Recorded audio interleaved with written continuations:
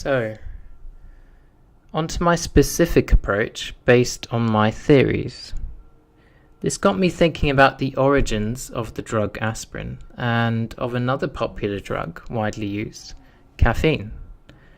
Aspirin has been used as a painkiller for thousands of years, since the ancient Egyptians found that an extract of willow bark helped mothers cope with the pain of childbirth.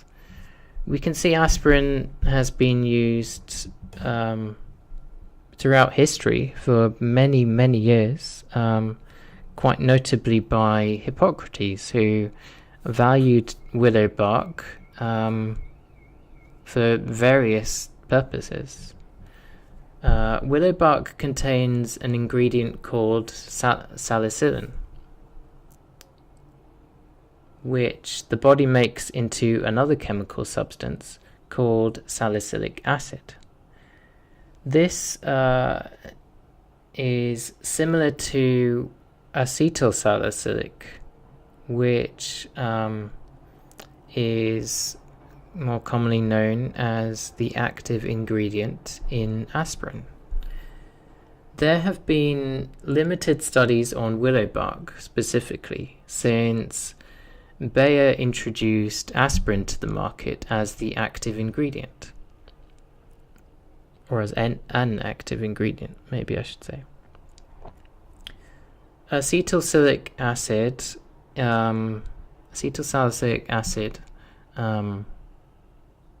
the active ingredient. But in recent years, willow bark as a prodrug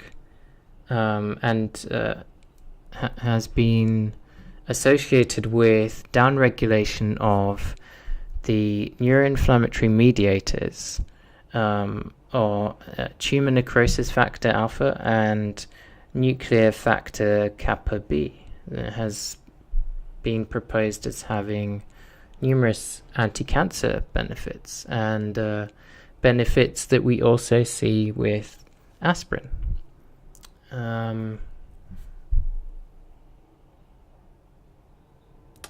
I thought I would explore this family of plant extracts further, and interestingly, it can be purchased in liquid form. I understand this is not as soluble as Innovate Pharmaceuticals' liquid aspirin formulation. However, as a prodrug, it has several therapeutic benefits that go beyond a specific isolated active ingredient, because it is the whole plant. This goes beyond salicin and includes a host of polyphenols and flavonols, which, if anyone studies nutrition, they will know the anti-inflammatory and general health benefits of those. I do have salicylate sensitivity, but interestingly, you can be allergic to salicylate and not willow bark or aspirin, and also vice versa. So that's rather interesting.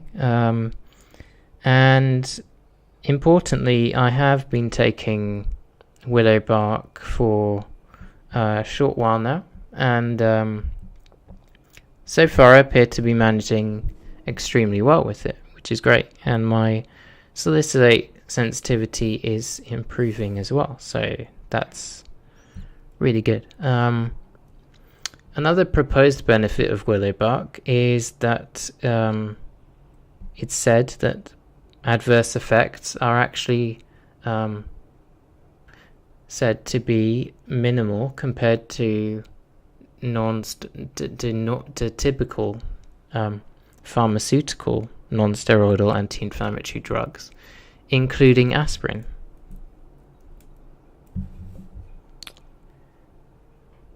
So to give you more of a research background, willow bark, as with aspirin, but through salicylic acid, reduces the production of certain prostaglandins, and we mentioned this earlier.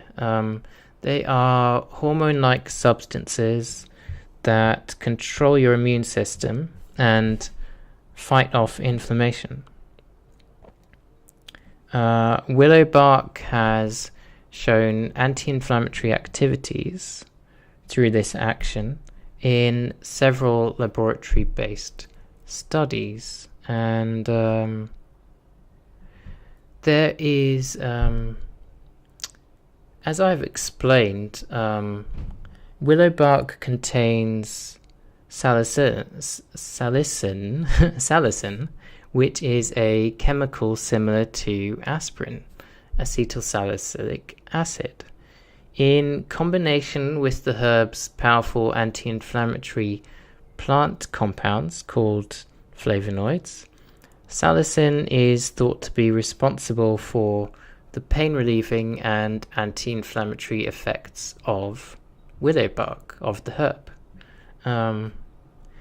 There is a particularly high antioxidant activity in certain strains of willow bark, as noted here with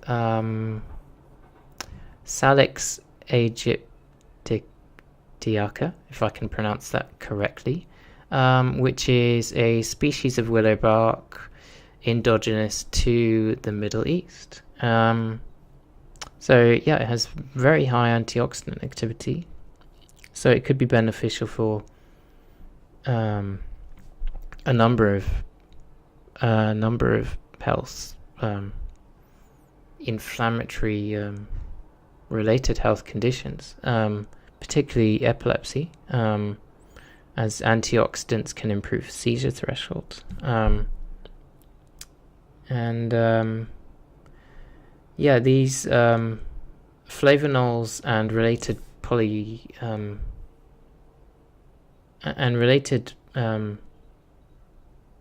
polyphenolic compounds that are not present in aspirin. So here we see they have significant anti-inflammatory benefits themselves, and this is important because it can act with the COX inhibitory effects to allow the drug to be more potent for targeting a number of different pro-inflammatory mediators in different ways. So I hope that I've explained that properly. Another benefit, which is really interesting, is that as with aspirin, willow bark acts as a COX inhibitor, and as such can be a useful adjuvant for immune-based cancer therapies, as displayed in this image on the right-hand side, just showing how COX inhibitors in general can complement these immune-based therapies, and willow bark is no exception to this. So that's really interesting. And below, I thought I would include an alcohol-free soluble form of willow bark that is available online, and is one that I have been using with great success. It seems to be working. Whether that's a placebo or not is yet to be concluded, but it seems to be having an effect either way, so I'm happy. And I mentioned that willow bark is a prodrug, so in summary, I thought I would outline the main benefits for it that I believe make it worth taking. So as a prodrug, it's the whole plant. So a prodrug, I'll explain what that means in more detail in a bit. as it's the whole plant, it means that patients taking aspirin to fight cancer may be missing out on other natural chemicals within willow bark that could help their bodies to fight the disease. And this could be posed as the whole plant versus isolated active compound argument, active ingredient argument, which we often actually see in the cannabis oil arguments, but this is kind of less controversial, I guess. But yeah, it's the whole plant versus isolated active ingredient argument. Another argument you can make is that willow bark has a benefit of possessing strong antioxidant and anticonvulsant compounds. So it's a win-win if you've got epilepsy. And as with aspirin, it can help keep colon cancer cells from reproducing and forming widespread tumors. So it's not unreasonable to suggest that it could be beneficial for other cancers, as aspirin has shown to be. And this type of willow bark extract encourages the process of apoptosis and stops the production of proteins that allow cancer cells to spread, one of which we will see in the next slide, which is a protein that we see in brain cancer cells amongst many other cancers, and is really important to control that. So if willow bark can do that, that's really interesting. And willow bark contains a wide collection of substances besides salicin that possess strong anti-cancer effects. So again, it's the whole plant argument. There are many compounds within willow bark that have interesting proposed benefits that need to be looked at further. And here is a quote underlying the point about its anti-carcinogenic effects.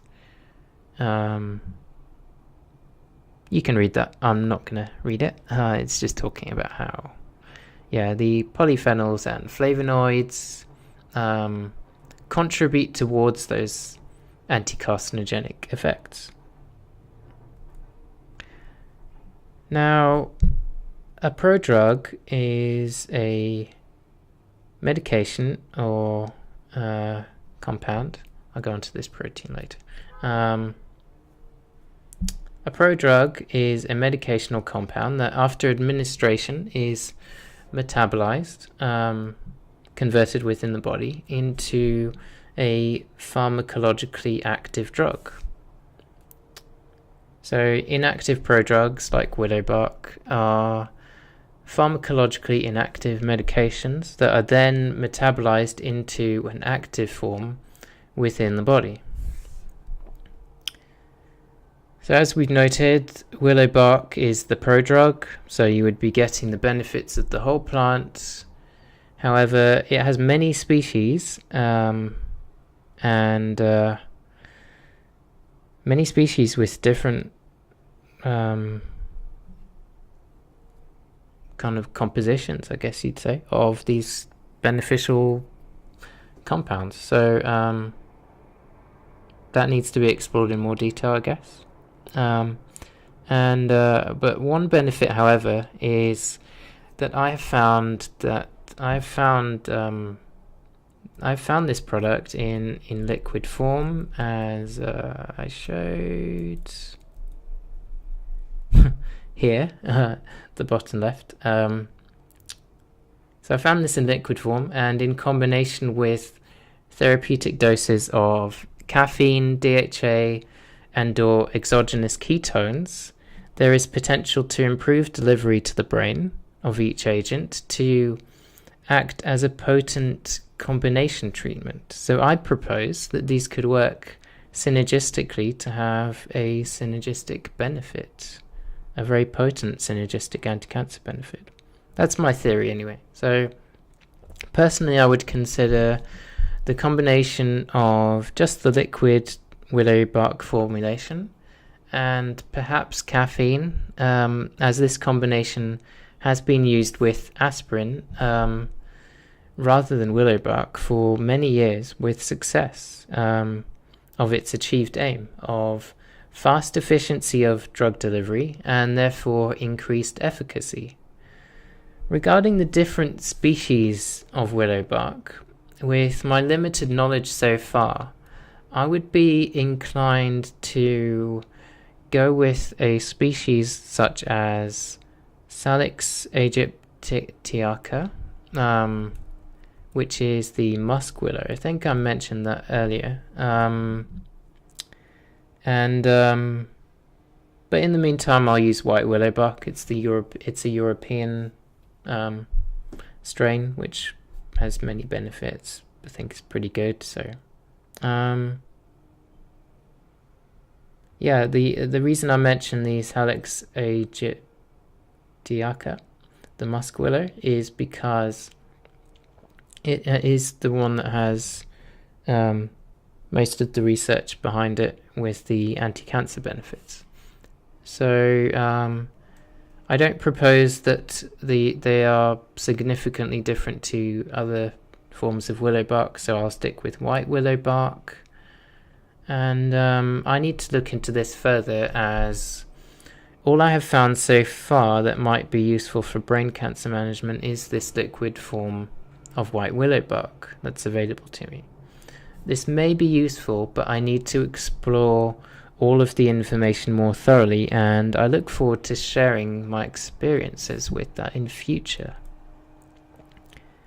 Now, here is some evidence of its anti-carcinogenic effects acting on a protein called HMGB1, which we also see in brain cancer. So this is great. This is good news. And as I mentioned previously, caffeine is something I'm interested in. It's not something I thought I might be previously, but it has many surprising benefits for brain cancer, which I was quite surprised about. So not as a like Red Bull or anything, but as caffeine in isolation. So I mentioned caffeine, and here's why. Products like this made me curious. And while it is a central nervous system stimulant,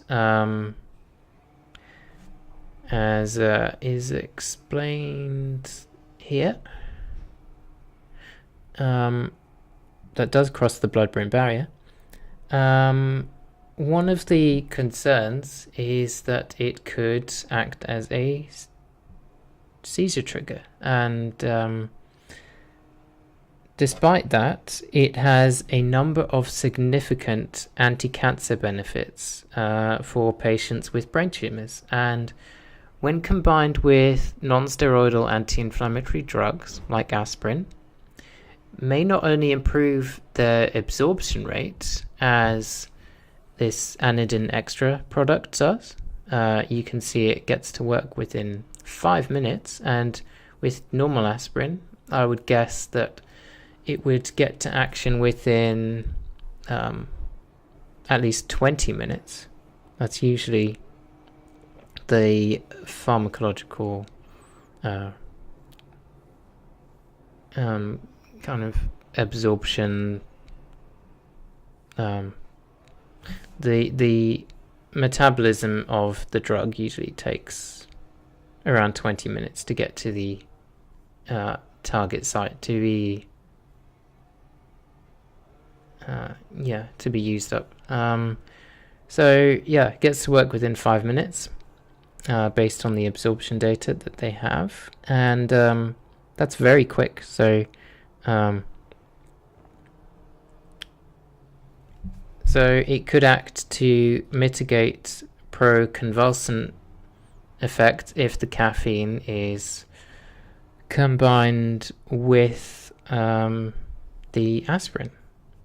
So the caffeine has benefits in itself, which I was quite surprised to hear about, but to derive those benefits and to have this synergistic potential benefit with aspirin, that could be that could work even if you have epilepsy. So that's really interesting. And here's just a bit more about caffeine and brain cancer. So here are some studies showing some of the benefits for caffeine for brain cancer patients. I would caution, however, that dose and timing is of optimal importance here, and this is called chronotherapy. It should ideally be caffeine in isolation, of course, as well, or with other drugs like aspirin, which could work synergistically. And it is probably also not a good idea for the adrenal glands to become reliant on caffeine. So, I believe, however, that it could be useful, a useful agent for rapid drug delivery, and I find the potential with a soluble form of willow bark very interesting. Here are some simple cautions I thought I would add in regard to epilepsy. However, I believe personally I can manage this successfully, as I have done in the past with caffeine experiments. My 23andMe results have shown that I am a rapid metabolizer of caffeine, so this probably helps in some way for me too. Drugs in general seem to act very quickly on me, possibly in part due to the fact that I am very lightweight, and I can also thank the ketogenic diet for that one, the weight loss. Here are my references, and